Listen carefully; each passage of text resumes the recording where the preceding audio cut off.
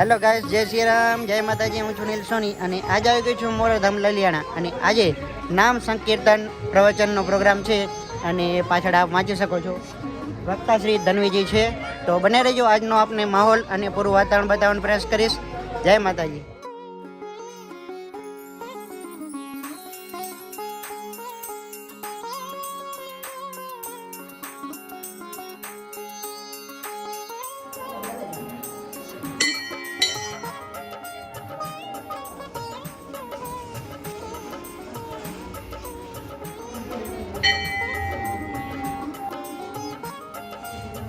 જય માતાજી.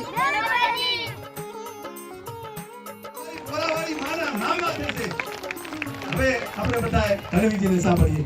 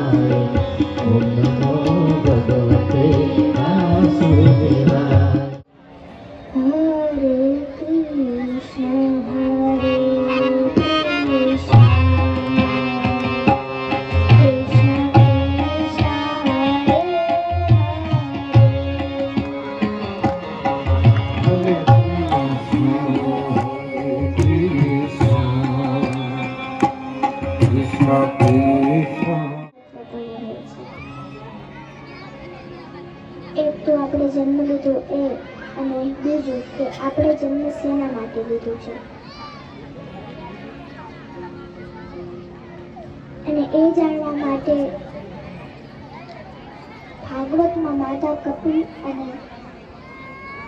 ભગવાન અને માતા દેવહૂતિનો સંવાદ છે.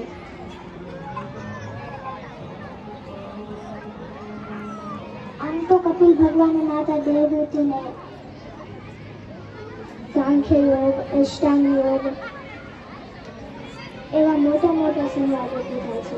એમાં એક ગર્ભનો પણ સંવાદ છે, જેને ગર્ભ ગીતા પણ કહેવાય છે.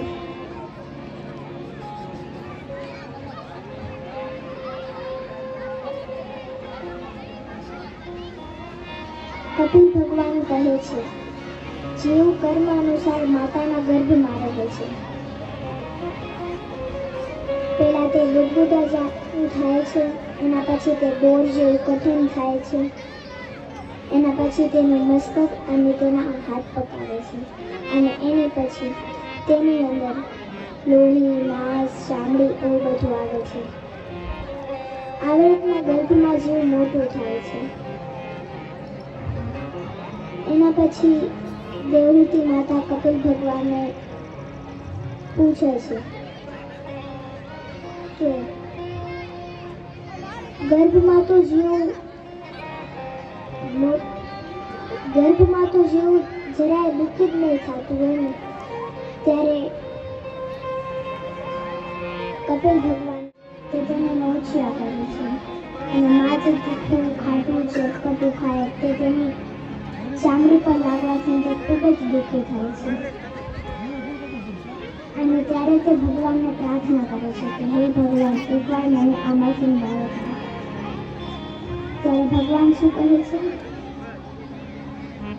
અચ્છા, બહાર આવીને તું શું કરીશ? ત્યારે જીવ એમ કહે છે કે બહાર આવીને હું તમારું જ નામ લઈશ, હું તમને વચન આપું છું. આપણે અહીંયા જેટલા પર બેઠા છીએ તે બધા ભગવાનનું વચન આપીને જ આવ્યા છે. એના પછી ભગવાન જીવને બારે કાઢે છે, અને બારે આવીને જીવ તે બધું જ ભૂલી જાય છે. અને એના પછી આપણે જેને શીખવાડીશું કે ના બાપ બડા ના ભૈયા, સબસે બડા રૂપિયા. અને એના પછી જ્યારે ભક્તિ કરવાનો ટાઈમ આવે ત્યારે બાળક મોટું થઈ જાય એના પછી ભક્તિ કરશું, તે ભણી લે એના પછી ભક્તિ કરશું, તેને છોકરી મળી જાય, નોકરી મળી જાય એના પછી ભક્તિ કરશું, એ સેટલ થઈ જાય એના પછી ભક્તિ કરશું. હવે તો ભક્તિ કરવું, હવે પોતરા થઈ જાય એના પછી ભક્તિ કરશું. પોતરા થઈ ગયા, પોતરાના છોકરા થઈ ગયા. હવે પરપુત્રા મંદિરે લઈ જઈને કે જોવા ઉપર સ્વર્ગની સીડી દેખાય ભગવાન રાખે, એમ ભગવાન નથી મળતા. એના માટે સારા કર્મ અને ભગવાનનું નામ પણ લેવું જોઈએ. અને કદાચ જે બહાર આવીને ભગવાનનું નામ લેતું પણ હોય તો આ માયા તેને પીછું નથી છોડતી. એવી જ એક કથા છે ભાગવતમાં ભરત ચરિત્ર, જેમાં ભરતજીના 3 જન્મની કથા કીધી છે. ભરતજી તેમનું રાજપાટ બધું છોડીને વનમાં ભક્તિ કરવા આવે છે. ત્યાં એક હિરણ્ય આવે છે પાણી પીવા, તે ગર્ભવતી હોય છે. સિંહની ગર્જના સાંભળીને તે તેના બચ્ચાને જન્મ આપી દે છે અને તે મરી જાય છે. એના પછી ભરતજી તે હિરણ્યના બચ્ચાને હરણને તેમના આશ્રમમાં લઈ આવે છે અને તેનું ખૂબ જ પાલન પોષણ કરે છે. ભરતજી તેના મનમાં એટલા ચાલ્યા જાય છે કે તેને નવરાવીને નાય, તેને ખવડાવીને ખાય. ભરતજી નાડા કરતા હતો, મરે ન તો નાડા મૂકીને તેને ખવડાવી માંગે છે. આ એ જ ભરતજી છે જે તેમનું રાજપાટ બધું છોડીને વનમાં ભક્તિ કરવા આવ્યા હતા અને હરણના મોહમાં ફસાયા. એક દિવસ એ જ નદીમાં હરણનું આખું ઝુંડ પાણી પીવા આવે છે. હરણ તેને જોઈને વિચારે છે કે આ બધા તો મારા જેવા જ છે. એ વિચારીને હરણ તેમના સાથે ચાલી જાય છે અને ભરતજી તેના જ ગણમાં મરી જાય છે. અને બીજા જન્મમાં ભરતજી એક હરણના દેહમાં જન્મ લે છે. આપણે મરવા ટાઈમે જેનું પણ નામ લે, જેનું પણ સ્મરણ કરીએ, એ જ પ્રમાણે આપણો બીજો જન્મ થાય છે. એવું ગીતામાં પણ ભગવાન શ્રી કૃષ્ણએ કીધું છે.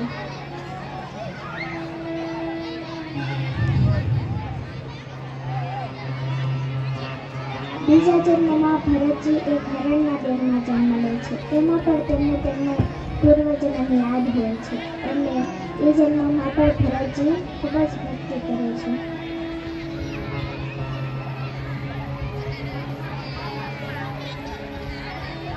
એના પછી ભરતજી ત્રીજા જન્મમાં એક બ્રાહ્મણના ઘરે જન્મ લે છે. એ જન્મમાં પણ ભરતજીને તેમનો પૂર્વજન્મ યાદ હોય છે. એટલે તે ખૂબ જ ભક્તિ કરે છે, જડ થઈને ભક્તિ કરે છે કે તેને જડ ભરત પર કહેવાય છે. આપણા દેશનું નામ ભરતજીથી જ ભારત પડ્યું.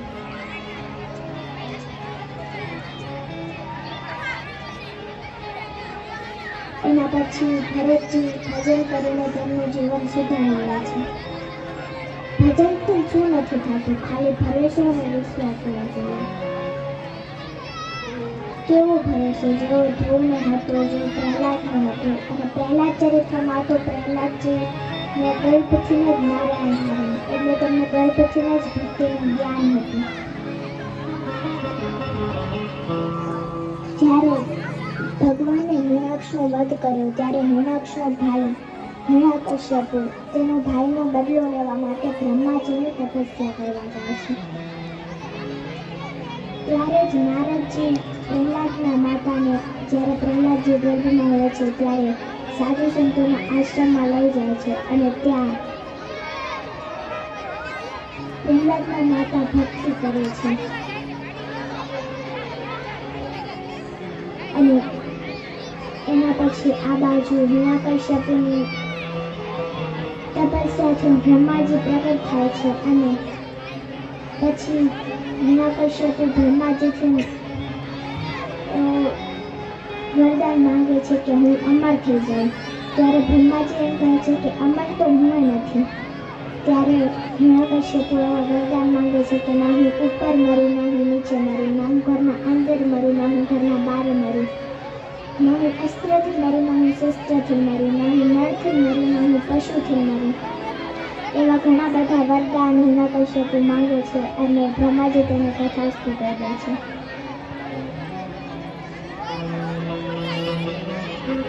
એના પછી હિરણ્યકશ્યપ ખૂબ જ અત્યાચાર કરે છે અને તે પોતાને ભગવાન માની લે છે.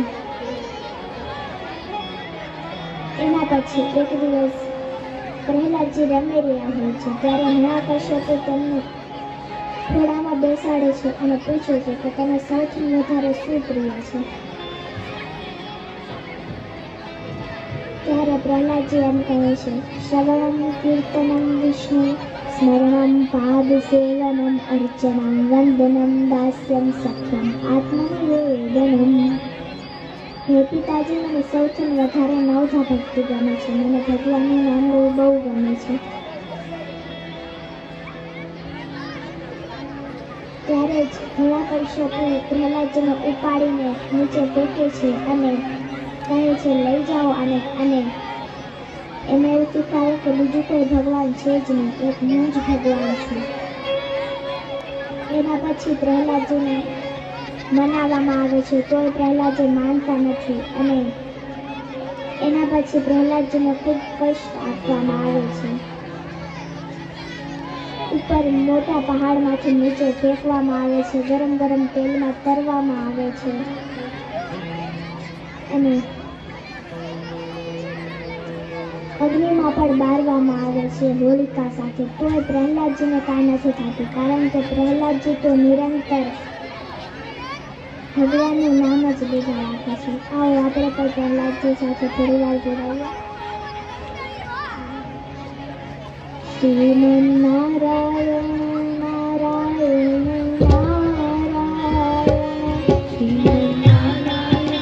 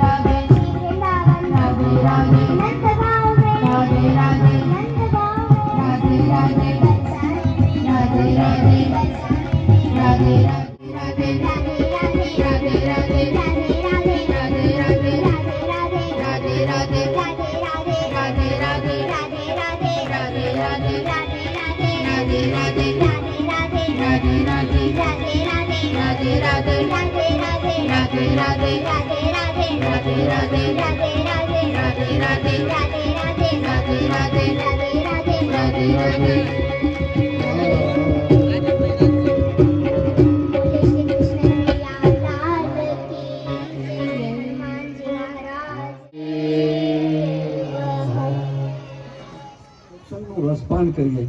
અહીં કેટલાય મા બાપ એવા બેઠા હશે, એમને મનમાં ગલગલિયા થતા હશે કે અમારે આવી દીકરી પાકે તો કેવું. આવું બધાને થતું હોય કે અમારા ઘરમાં કોઈક આવું રતન પાકે તો કેવું.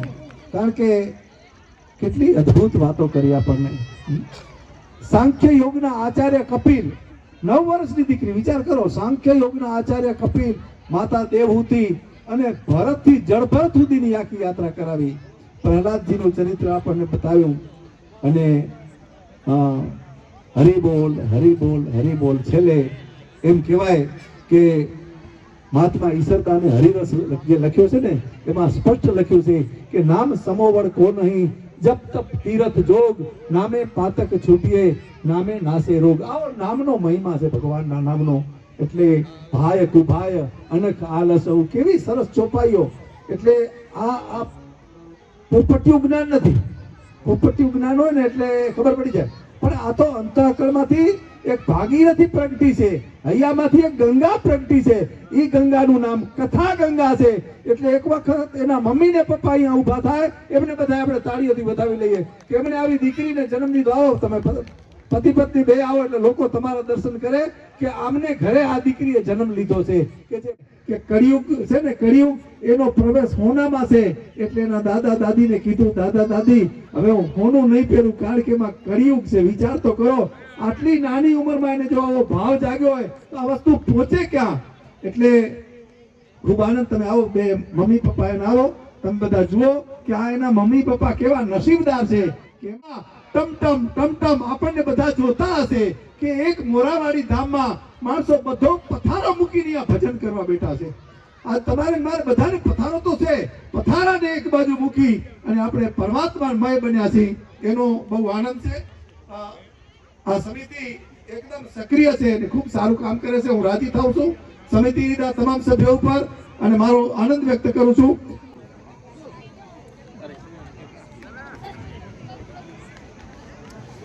કચ્છ, આ કચ્છની ધરતી, અહીં પૂજ્ય દાદા મેકરણ લક્ષ્મણજીનો જે અવતાર કહેવાય, એ અહીં આપણી જંગીમના અખાડામાં પણ દાદા મેકરણે ઘણો બધો સમય વિતાવેલો. એવા પૂજ્ય મેકરણ દાદાની જગ્યાના વેલતી દાદા આપણી વચ્ચે પધાર્યા છે. એક વખત જોરદાર તાળીઓથી આપણે વધાવી લઈએ અને એમના આશીર્વચન આપણે લઈએ. સંતના આશીર્વચન લેવાય તો આપણું વિશેષ કલ્યાણ થાય. અહીં પધાર્યા છે, એમને હું વિનંતી કરું, પ્રાર્થના કરું, એક સીધું સાદું, એક સરળ ઓલિયા જેવું એમનું જીવન. એવા પૂજ્ય વેલજી દાદાને વિનંતી, આપ પધારો અને આપણી વાણીનો અમને લાભ આપો. દાદાએ તો ના પાડી, પણ છતાંય કે 2 મિનિટ બોલીશ તો દાદાને આપણે બધા જોરદાર તાળીઓથી વધાવી લઈએ. મેકરણ દાદાનું પ્રતિનિધિત્વ કરે છે. દાદા ગજાનનમ ભૂતગણાધિસેવિતમ કપિત જંબુ ફલચારુ ભક્ષણમ ઉમાસુતમ શોક વિનાશ કાર્યકમ નમામિ ગણેશ્વર પાદ પંકજમ લીલાંબુજશ્યામલકોમલાંગમ સીતાસ્મારોપિતવામભાગમ પાણોમહાસાયકચારુચાપમ નમામિ રામમ રઘુવંશનાથમ વસુદેવસુ तं देवं कंसचारूणमर्दनं देवकी प्रमानन्दं कृष्णं वन्दे जगद्गुरुं ध्यानमूलं गुरुमूर्ति पूजामूलं गुरुपदं मंत्रमूलं गुरुवाक्य मोक्षमूलं गुरुकृपा सिया राम मैं सब जग जानी करूं प्रणाम जोरी जुग पाणी। आज आनंद आज उत्संग आज नेमोमा ने आज सती मोरा आंगणे कंचीनो वर्षे ने मां जोगमायाना सानिध्यमां આજે આવો રૂડો અવસર આપણે સરસ મજાનો સત્સંગ યોજ્યો। ટ્રસ્ટી ભાઈઓને જે ભાઈઓ કાર્યકર્તા છે એમને ખૂબ ખૂબ ધન્યવાદ। અને ક્યારે પણ કોઈ કાંઈ કહે તો એક કવિની કહેવત છે કે જલ માછલીઓ જાળવે અવગુણ કરે હજાર વડાને નવોય વિકાર એ સમુદ્ર પેટે સાંભળા। તો કોઈનું પણ જ્ઞાર્યા વિના આપ આગળ વધો અને આવા નવા રૂડા કાર્ય કરો એવો માં મોમાય પાસે પ્રાર્થના। અને જે આ રત્ન સમાજને આપણાને સોંપ્યો છે એ પણ મા બાપને ધન્યવાદ। અને આગળ ને આગળ આ માતાજી પ્રગતિ કરે એવી મા મોમાય પાસે આપણે પ્રાર્થના કરીએ। દરેક દીકરીઓએ આમાંથી શીખવાનું છે મા બાપનું નામ આપણે ઉજવો તો તમારી ભલાઈ, પણ મા બાપ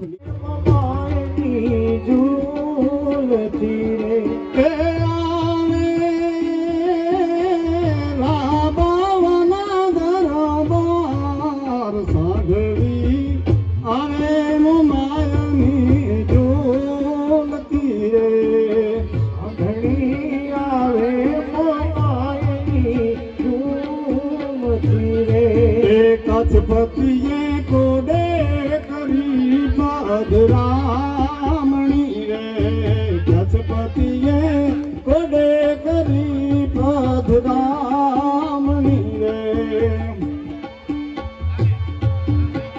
देवी गजपतिये कोडे करी पधरामणी रे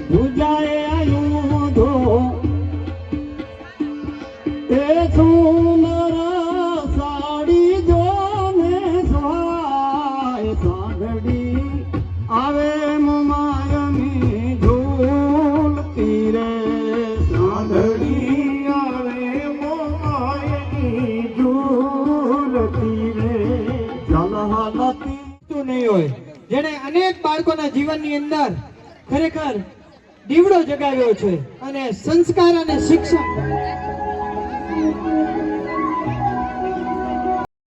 તો મિત્રો આજના વિડીયોમાં આટલું જ। તમને આ વિડીયો કેવો લાગ્યો જરૂરથી જણાવજો। અને ધન્વીજીનો જન્મદિવસ છે તો જન્મદિવસની ખૂબ ખૂબ શુભકામના। માત્ર 9 વર્ષની ઉંમર છે મિત્રો, ખૂબ ખૂબ આગળ વધે અને ભવિષ્યમાં બહુ જ સારા વક્તા થાય એવા શુભાશીષ। તો આજના વિડીયોમાં આટલું જ। તમને આ વિડીયો કેવો લાગ્યો જરૂરથી આપના અભિપ્રાય જણાવજો। ફરી મળશું નવા વિડીયો સાથે, ત્યાં સુધી ખુદનો ખ્યાલ રાખજો। જય હિન્દ, જય જય ગરવી ગુજરાત, જય ભારત, આવજો, રાધે રાધે, જય મા મોરાવારી।